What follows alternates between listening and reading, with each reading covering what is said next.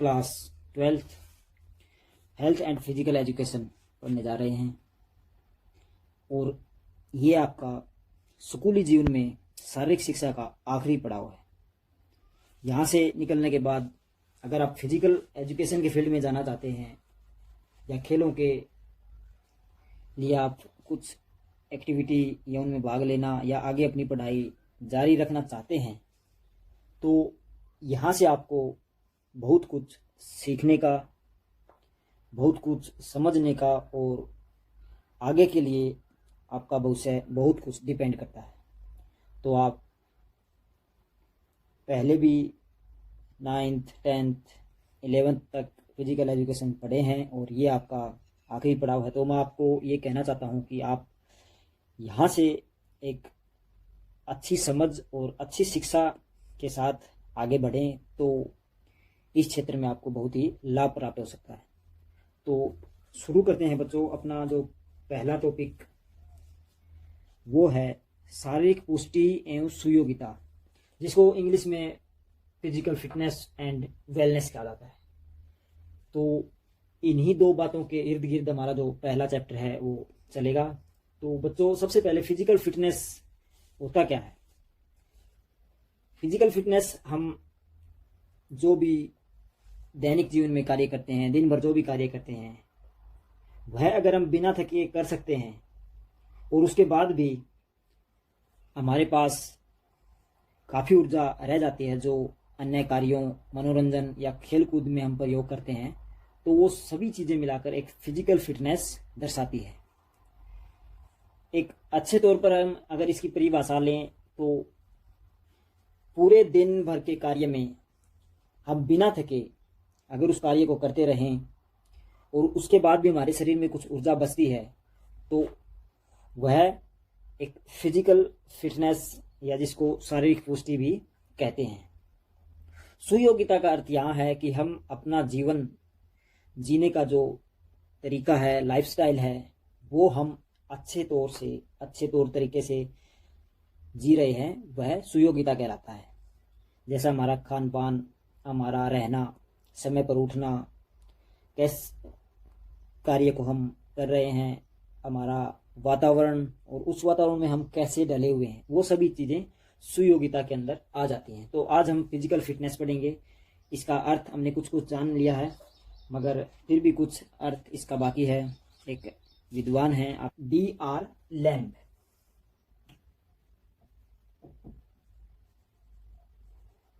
इन्होंने शारीरिक पुष्टि को कहा है कि जीवन में आने वाली सभी समस्याओं का सही ढंग से निपटान करना ही शारीरिक पुष्टि कहलाता है। आगे हम पढ़ते हैं कि जो हमारी शारीरिक पुष्टि है हम उसमें कैसे बढ़ोतरी कर सकते हैं। हमारा जो फिजिकल फिटनेस, शरीर को फिट रखने का जो फार्मूला हम अपनाते हैं वो किन तत्वों पर डिपेंड करता है। तो सबसे पहले अगर हमें शरीर को फिट रखना है तो हमें संतुलित भोजन करना पड़ेगा। तो संतुलित भोजन वह भोजन कहलाता है जिसमें सभी प्रकार के पोषक तत्व मौजूद रहते हैं, जैसे vitamin, minerals, fat, water, carbohydrates, ये सभी तत्व। तो सबसे पहला जो हमारा पॉइंट है वह है संतुलित भोजन हमें फिट रखने में काफ़ी मदद कर सकता है। दूसरा जो हमारा टॉपिक है, पॉइंट है, वह है उचित व्यायाम। अगर हम समय पर उचित व्यायाम या कोई खेल खेलते हैं तो वह हमें शारीरिक रूप से फिट रखने में काफ़ी अहम रोल अदा करता है। इससे हमारे शरीर में लचकता, हमारे शरीर की मांसपेशियों में वृद्धि और शरीर के जो कोशिकाएं, टिश्यू होते हैं उनमें भी बहुत ही व्यापक सुधार आते हैं। तो अगला हमारा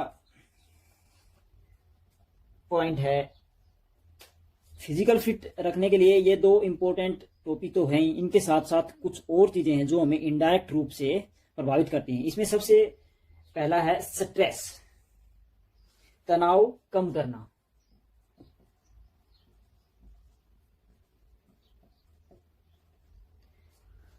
तनाव कैसे कम करें? तनाव कम करने का तरीका सबसे अच्छा है मेडिटेशन या कोई मनोरंजनात्मक क्रिया या किसी खेलकूद क्रिया में भाग लेना। ये सभी क्रियाएं हमें तनाव से दूर रखती हैं। जैसे हमें कुछ स्ट्रेस फील हो रहा है तो हम अपना मनोरंजन करते हैं, या कोई टीवी देखता है या कोई खेल खेलने लग जाता है, तो ये सभी बातें तनाव को कम करती हैं और ये हमें इनडायरेक्ट रूप से बहुत ही फिट रखने में मदद करती हैं। आगे बढ़ते हैं। कोई भी नशीला पदार्थ हमारी फिटनेस को सही तरीके से कार्यशील नहीं रख सकता। तो इसके लिए हमें क्या करना पड़ेगा? नशीले पदार्थों से दूर रहना पड़ेगा। जो भी हम धूम्रपान या मदिरापान या ड्रग्स या जो भी नशीले चीजें हैं वो हमें नहीं लेनी, क्योंकि ये हमें डायरेक्ट रूप से हमारे शरीर को अंदर से और बाहर से डिफेक्टेड कर देती हैं। तो नशीले पदार्थों से बचाओ।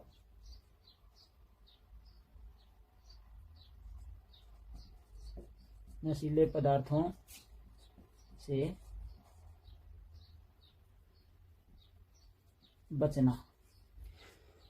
तो ये कुछ फिजिकल फिटनेस को बढ़ाने के उपाय थे। इसके अलावा भी बहुत सारी बातें हैं जो हमें अपनानी चाहिए, जैसे उचित दिनचर्या,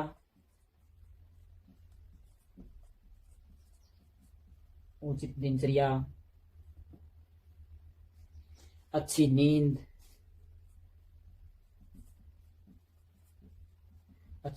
इसके अलावा भी बहुत सारी बातें हैं जो हम दिन भर के कार्यों या दिन भर के हमारा जो समय होता है उसमें हम प्रयोग करते हैं। अगर हम सही समय पर सही चीजें करेंगे तो हम शारीरिक रूप से और मानसिक रूप से भी स्वस्थ रहेंगे। इसके अलावा फिजिकल फिटनेस को प्रभावित करने वाले भी कुछ तत्व हैं जो हम अभी डिस्कस करेंगे।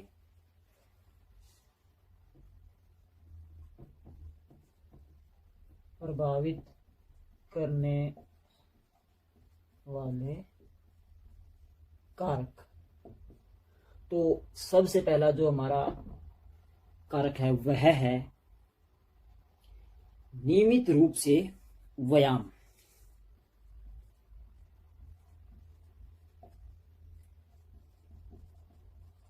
नियमित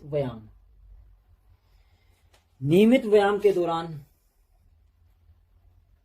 हम काफी एक्सरसाइज या आसन या योग, जॉगिंग, रनिंग, स्ट्रेचिंग या स्ट्रेंथ के जो भी एक्सरसाइज होती हैं वो हम कर सकते हैं। किसी ने आपको बोल दिया कि आप अगर अच्छे से व्यायाम करेंगे तो आप स्वस्थ रहेंगे। हम शुरू के 1-2 दिन तो करते हैं या 1 वीक तक कर लेते हैं, मगर बाद में हमारा मन नहीं करता। सुबह कौन उठे? काफी लोग उठते हैं, ऐसी बात नहीं है उठते नहीं, मगर काफी दुनिया में ऐसे लोग हैं जो इन कार्यों के प्रति उदासीन हैं। तो ऐसा नहीं होना चाहिए। व्यायाम 1 या 2 दिन से काम चलने वाला नहीं है, क्योंकि हम रोज खाना लेते हैं, रोज शरीर की मांसपेशियां कार्य करती हैं, रोज थकती हैं और उनको बढ़वार के लिए उचित पोषक तत्व लेना भी आवश्यक है और वो सही दिशा में कार्य करे, उसके लिए हमें व्यायाम भी चाहिए। तो मेरे कहने का अर्थ यह है कि हमें व्यायाम नियमित रखना बहुत ही जरूरी है। कोई भी क्रिया, कोई भी अच्छी बातें अगर हम जीवन में लाना चाहते हैं तो हमें उनको नियमित रखना ही पड़ेगा। अगर हम उसको कंटिन्यू नहीं रख पाते हैं तो वह हमारे शरीर और मस्तिष्क दोनों के लिए ही बिना फायदे का सौदा होगा। उससे हम कुछ अच्छा हासिल नहीं कर पाएंगे। तो सबसे पहले हमें नियमित व्यायाम करना ही पड़ेगा। दूसरा है पौष्टिक भोजन या संतुलित भोजन। पौष्टिक भोजन, संतुलित भोजन मैंने पहले ही बताया, यह आपको वो सभी चीजें मुहैया कराता है जो हमारे शरीर को चाहिए होती हैं। तो पौष्टिक भोजन लेना बहुत ही जरूरी है। अपने जीभ के स्वाद के लिए हमें कुछ चीजें त्यागनी भी पड़ेंगी अगर हमें फिजिकल तौर पर फिट रहना है। तो दूसरा क्या कारक है जो फिजिकल फिटनेस को प्रभावित करता है, यह है उचित आसन। देखो, आसनों का मतलब यहाँ पर दो बातों से है। एक आसन वो होता है जो हम योग क्रिया के दौरान एक निश्चित मुद्रा में बैठते हैं या खड़े होते हैं या कोई भी एक्टिविटी करते हैं, वो एक आसन कहलाता है। एक दूसरा आसन उसे कहते हैं कि हम जिसको पूरे जीवन हमारे शरीर की क्रियाओं को सही ढंग से या गलत ढंग से प्रयोग करते हैं, तो वो भी हमारा एक डेली के रूटीन के कारण आसन या पोस्चर बन जाता है। तो यहाँ पर ये पोस्चर है, उससे अर्थ लिया गया है कि हमें सुबह उठते हैं, कैसे सोते हैं, कैसे बैठते हैं, कैसे पढ़ते हैं, कैसे लिखते हैं, कैसे चलते हैं, ये सभी बातें यहाँ पर उचित आसन के द्वारा समझाई गई हैं।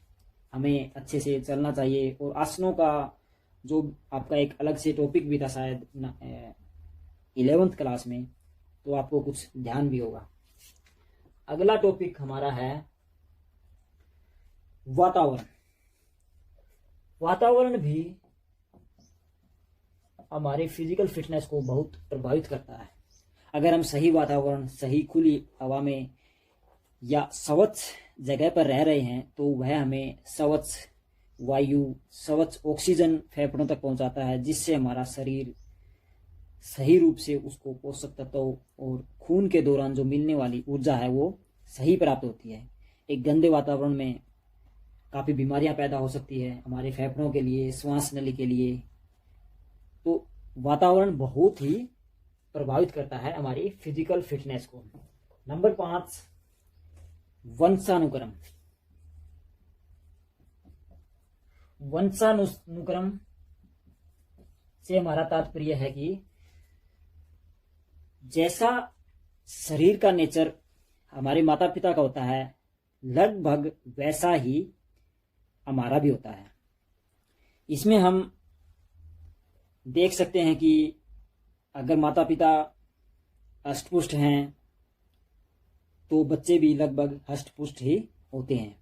उनकी मांसपेशियों की बनावट, उनकी हड्डियों की बनावट और भी जो काफ़ी सारी बातें डिपेंडेंट हैं हमारे माता पिता पर, तो यह भी एक शारीरिक पुष्टि या बलिष्ठता हमारे शरीर की, उसके लिए एक इम्पोर्टेंट कारक है। अगला है, अगर हम नशीले पदार्थों का सेवन कर रहे हैं तो यह भी हमें काफ़ी हद तक प्रभावित करता है। तो 6 नंबर पर हम लिख लेते हैं, नशीले पदार्थ। नशीले पदार्थ हमारे शरीर को कोई फायदा नहीं देते, ये केवल नुकसान के ही उत्तरदायी होते हैं। नशीले पदार्थों से हमारा दिमाग और शरीर की मांसपेशियों का संतुलन सही तरीके से नहीं हो पाता, और इन दोनों का संतुलन सही नहीं होगा तो हमारा शरीर सही रूप से कार्य नहीं कर पाएगा, शरीर की क्रियाएं सही नहीं हो पाएंगी, और यह हमें काफ़ी सारी बीमारियां भी गिफ्ट में देता है। नशीले पदार्थ केवल बीमारियां ही पैदा करते हैं। धूम्रपान फेफड़ों, श्वास नली का कैंसर, अगर हम मदिरापान से ले गुर्दों का कैंसर, आमाशय, आंतड़ियों का, तो काफ़ी सारी बीमारी पैदा करने के लिए ये जिम्मेवार होते हैं। इसके अलावा अगर हम शारीरिक पुष्टता के दौरान एक्सरसाइज कर रहे हैं और कोई, अगर हम किसी को देख लेते हैं कि फलां व्यक्ति तो 50 किलो वजन उठा रहा है, मैं भी आज 50 किलो ही वजन उठाऊंगा, ऐसा नहीं है। फिजिकल फिटनेस को बनाए रखने के लिए जब आप एक्सरसाइज करते हैं तो आप छोटे स्टेप से स्टार्ट करना पड़ेगा। अगर कोई मैराथन धावक होता है, वो शुरू के दौरान एक साथ ही कोई 50 किलोमीटर 100 किलोमीटर नहीं दौड़ता, वो शुरू में कम दूरी की दौड़े दौड़ेगा, फिर धीरे धीरे उनको बढ़ाता जाएगा। ऐसे ही हमें, अगर हम एक्सरसाइज कर रहे हैं तो उन एक्सरसाइजों के जो सेट होते हैं वो भी हमें धीरे धीरे बढ़ाने चाहिए। शुरू में हम कम, फिर धीरे धीरे बढ़ाने चाहिए। तो यह भी एक कारक है, और इसको हम कहेंगे उचित अनुकूलन।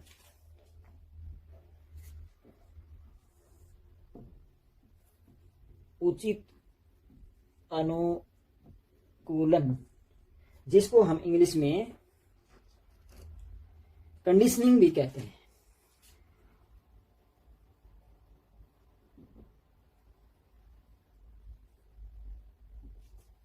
कंडीशनिंग, तो यह वही है जो मैंने पहले बताया है अभी। इसके अलावा भी कुछ कारक हैं जो हमारी शारीरिक पुष्टि या शारीरिक उपयोगिता को कम करते हैं। इसमें एक और है तनाव, स्ट्रेस।